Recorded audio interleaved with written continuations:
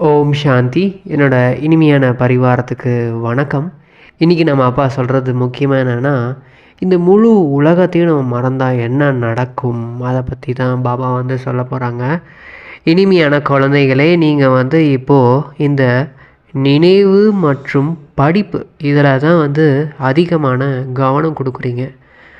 நீங்கள் வந்து உங்களோட லட்சியத்தின் மேலே கவனம் கொடுங்க. அப்போ தான் வந்து நல்ல நல்ல குணங்களை வந்து தாரணை செய்ய முடியும்.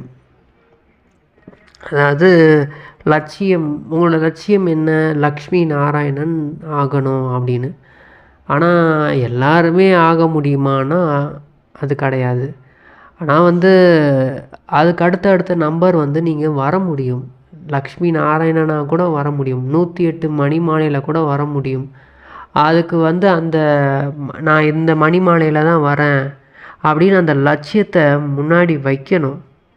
லட்சியமே இல்லாமல் நம்ம எதுக்கு முயற்சி செஞ்சுட்டே இருக்கோம்னு தெரியாமல் பண்ணிகிட்டு இருந்தோம்னா நமக்குள்ளே அந்த தெய்வீக குணங்களை தாரணை செய்ய மாட்டோம்.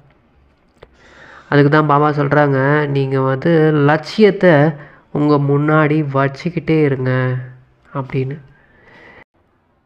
இந்த முழு உலகத்துக்கும் படைப்பு கர்த்தாவாக இருக்கக்கூடிய சிவ பாபா வந்து குழந்தைங்களுக்கு உங்களுக்கு வந்து என்ன சேவை செய்கிறாரு அப்படின்னு கேட்குறாரு. பாபாவே சொல்கிறாங்க, குழந்தைகளே, படைப்பு கர்த்தா இந்த முழு உலகத்தையும் சொர்க்கமாக மாற்றின சிவ பாபா வந்து குழந்தைகளுக்கு சேவை செய்கிறாரு. அதாவது துக்கத்தில் இருந்து சுகமாக மாற்றுறாரு. அந்த சேவை வந்து பாபா வந்து செய்கிறாரு. அப்புறமேட்டு ரெண்டாவது வந்து இந்த முழு உலகத்தையும் தூய்மைப்படுத்தி சொர்க்கமாக மாற்றினவர் படைப்பு கர்த்தாவுக்கு வந்து பார்த்திங்கன்னா சுகதாமத்தில் போய் வாழ்கிறது கிடையாது. அதாவது மயில் சிம்மாசனத்தில் அமர்வது கிடையாது. ஆனால் நீங்கள் தான் வந்து அமர்றீங்க. அதாவது சத்தியுகம் வந்து நீங்கள் தான் அந்த புது உலகத்தில் நீங்கள் வாழ்கிறீங்க. பாபா வந்து இங்கே சாதாரண ஒரு உடம்புல தான் வராரு. அதுவும் வாடகை வீட்டில் தான் வந்து வராரு. அந்த வாடகை வந்து கொடுத்துட்றாரு பாபா.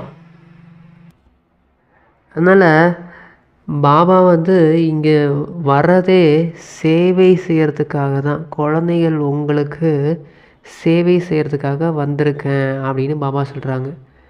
ஓம் சாந்தி.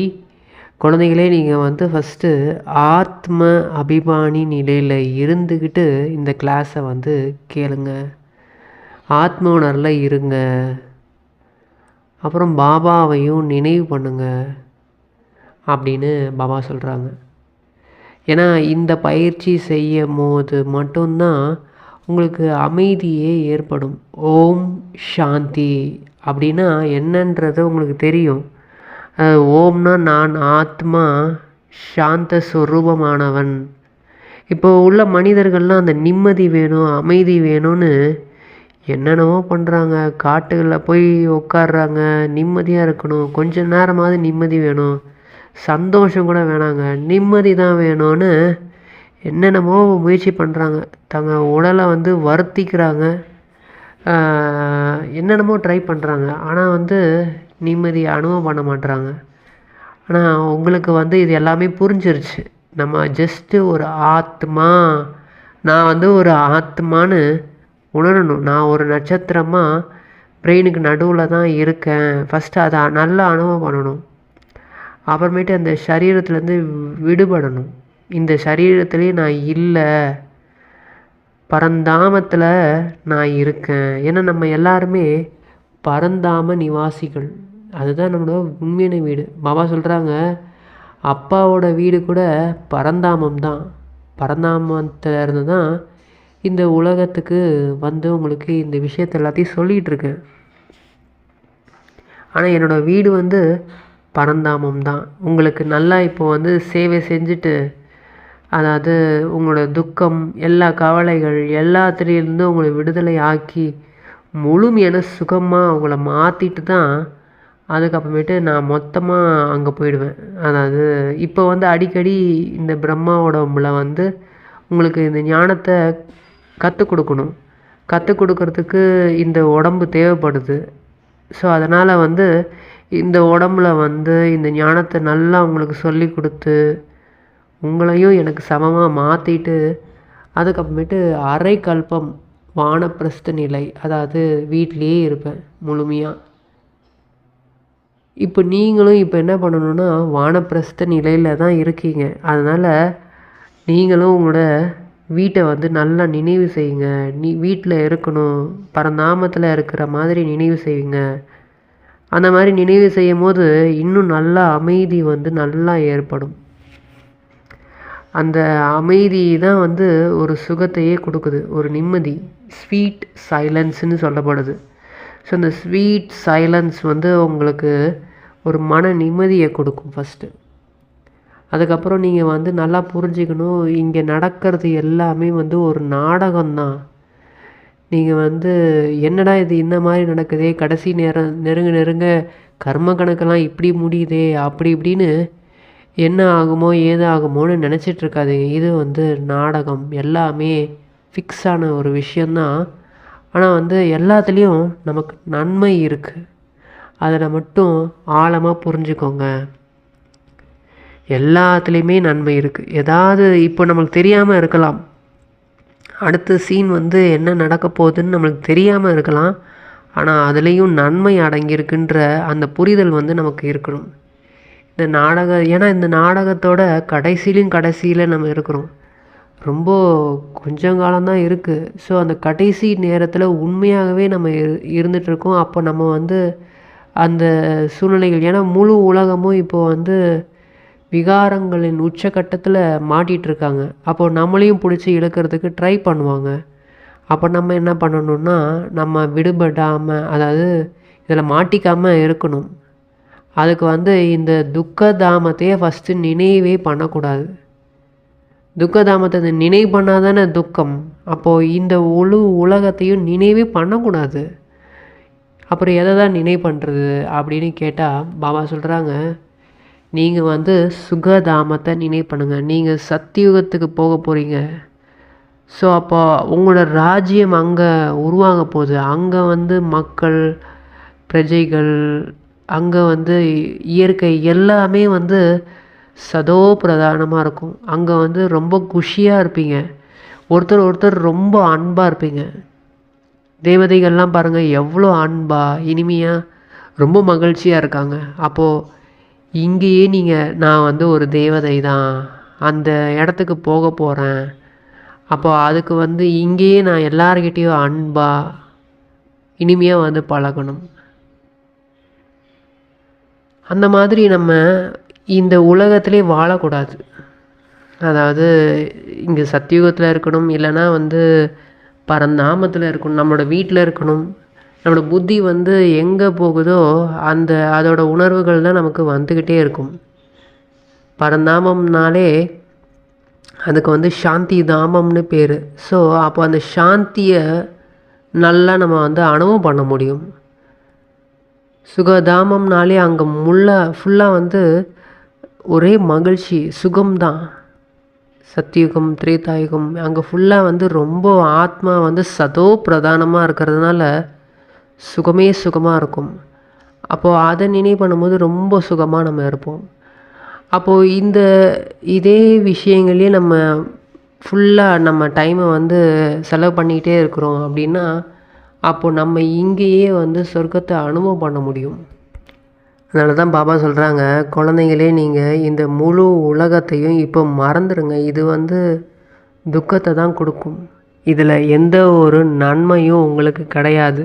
அதனால் இந்த ஆசை, விருப்பம் இது எல்லாத்தையும் விட்டுட்டு பாபா மட்டும்தான் என்னோடய உலகம்னு இருங்க, சத்தியுகத்தில் போயிட்டு வாழுங்க அப்படின்னு பாபா சொல்கிறாங்க.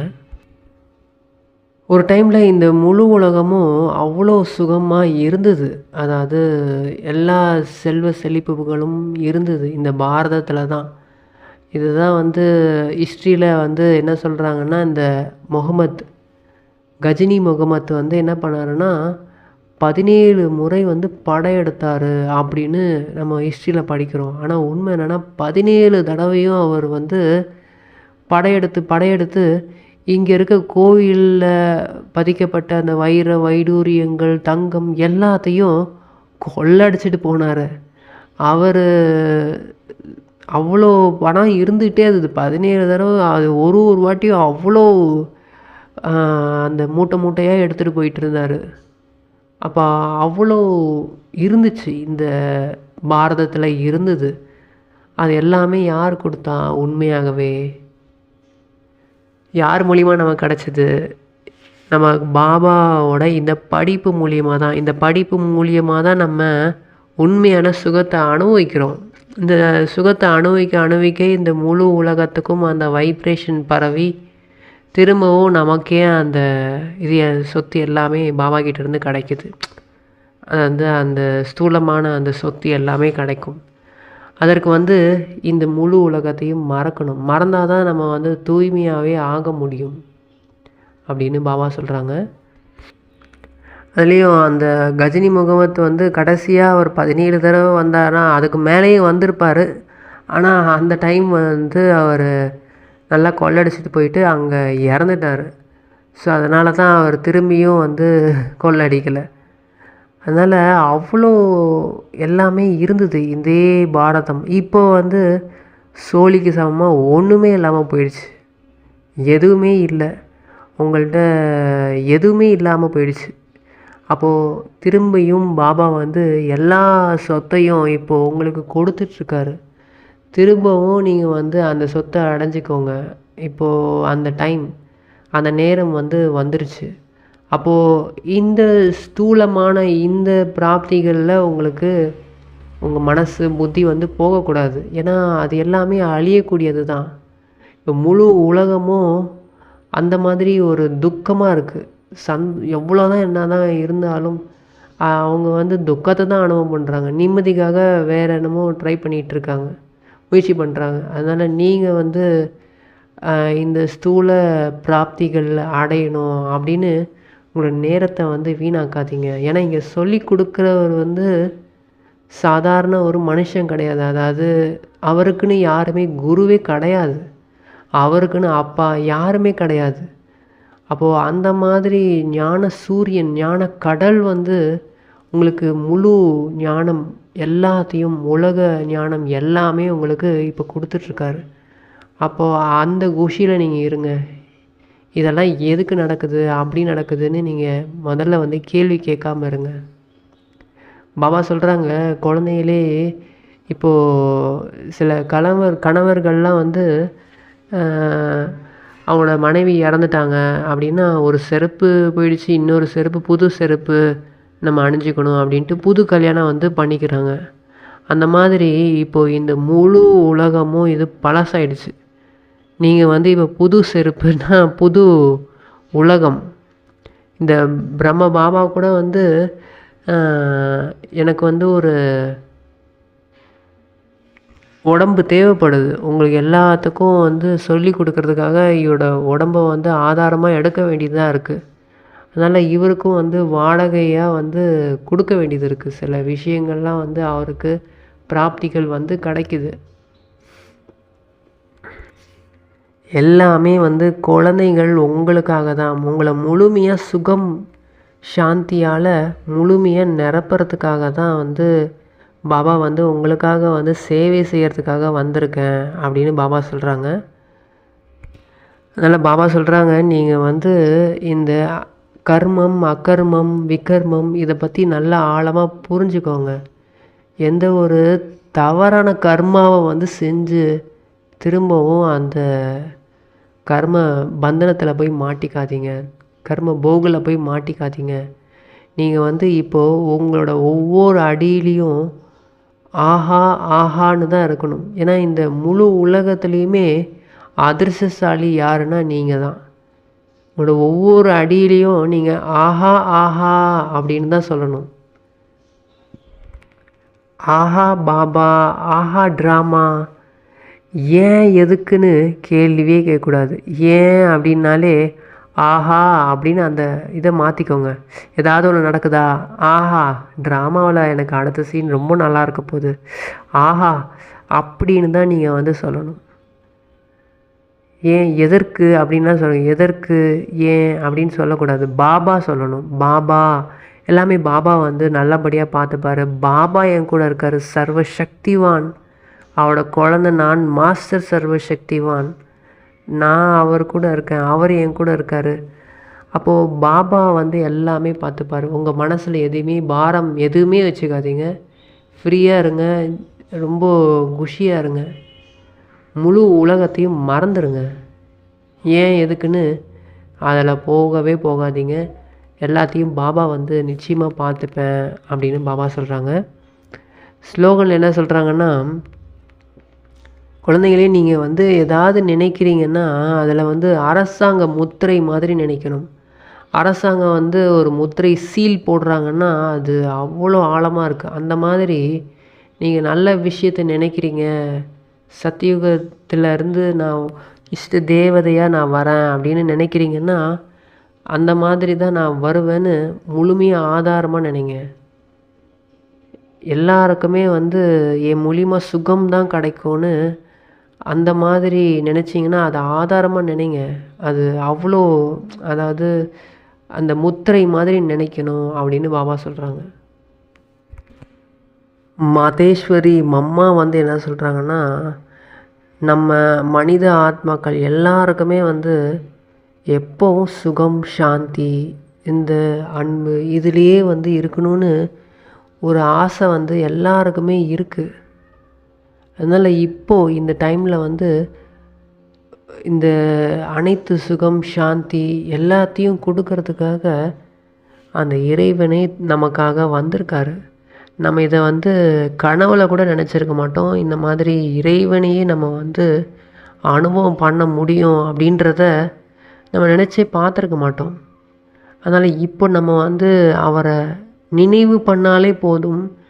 ஏன்னா இந்த நம்ம தவறான கர்மா செஞ்சதுனால அதோட பாதிப்பு தான் நம்மளுக்கு துக்கம், அசாந்தி எல்லாமே. இப்போ நம்ம அவரை நினைவு பண்ணி அந்த கர்ம பந்தனம் எல்லாத்தையும் உடச்செறியணும். அப்போ வந்து மம்மா சொல்கிறாங்க, நீங்கள் வந்து சுவாசத்துக்கு அவரோட நினைவில் இருக்கணும். அப்போது இது மாதிரி ஒரு வழியே கிடைக்குமான்னு நம்ம நினச்சி பார்க்கல, ஆனால் கிடச்சிருச்சு. இப்போ வந்து நம்ம எப்படி நினைவு பண்ணணும்? சுவாசத்துக்கு நினைவு பண்ணுங்க அப்படின்னு மம்மா சொல்கிறாங்க. அப்போ அந்த மாதிரி அவங்க நினைவு பண்ணதுனால தான் முதல் நம்பரில் போகிறாங்க மம்மா. மற்றும் நம்ம நல்லா புரிஞ்சுக்கிட்டோம், நம்ம இப்போ வந்து சத்தியுகம் தேவி தேவதையாக ஆகணும் அப்படின்றது. தேவி தேவதைகள்னாலே அவ்வளோ சுகம் உள்ளவங்க, அவ்வளோ சக்திகள் உள்ளவங்க. ஸோ இப்போ நம்ம அந்த இடத்துக்கு போகணும் அப்படின்னா நம்ம வந்து கல்பத்திலேயே இந்த ஒரு முறை மட்டும்தான் நமக்கு வந்து இந்த பிராப்தி, இந்த மாதிரி ஒரு வாய்ப்பே கிடைக்குது. அதனால் நம்ம வந்து இப்போ புரிஞ்சுக்கிட்டு முதல் இடை கடை எல்லாமே இந்த ஞானம் எல்லாமே புரிஞ்சுக்கிட்டு இப்போ மீண்டும் நம்ம வந்து அந்த சுகதாமத்துக்கு போகிறதுக்கு முயற்சி செஞ்சுக்கிட்டே இருக்கணும் ஒவ்வொரு நொடியும். அப்போது இதே தான் அடுத்த கல்பத்திலையும் நடக்கும். நம்ம வந்து இப்போது ஏறும் கலையில் இருக்கிறோம். முழு உலகமும் இப்படி இருக்காது, ஆனால் வந்து நமக்கு வந்து அந்த பாக்கியம் கிடச்சிருக்கு. அப்போ அந்த பாக்கியத்தை நம்ம முழுமையாக பயன்படுத்திக்கணும் அப்படின்னு அம்மா சொல்கிறாங்க. ஏன்னா நம்ம இதுக்காக தான் ஆசைப்பட்டோம். இப்போ வந்து நமக்கு அந்த வாய்ப்பு கிடச்சிருச்சு. அந்த வாய்ப்பை நம்ம வந்து அப்படியே பதிய வைக்கணும். அதாவது எல்லா கல்பத்துக்கும் பதிய வச்சுக்கணும். அப்படின்னா இப்போ நம்ம சுவாசம் என்ன பண்ணுறோம், மூச்சுக்கு மூச்சு என்ன பண்ணிகிட்ருக்கோமோ அதை தான் வந்து அங்கேயும் பண்ணுவோம். அதனால் நல்லா வந்து இந்த கவனம் கொடுத்து நம்ம பரம்பிதா பரமாத்மாவை நினைவு பண்ணிக்கிட்டே இருக்கணும் அப்படின்னு சொல்கிறாங்க. பாபாவுக்கு மிக மிக மிக நன்றி. எங்களுக்கு இந்த மாதிரி ஒரு வழியை கொடுத்து சுகமாக இங்கேயே வாழ வைக்கிறீங்க பாபா. ரொம்ப ரொம்ப நன்றி. ஓம் சாந்தி.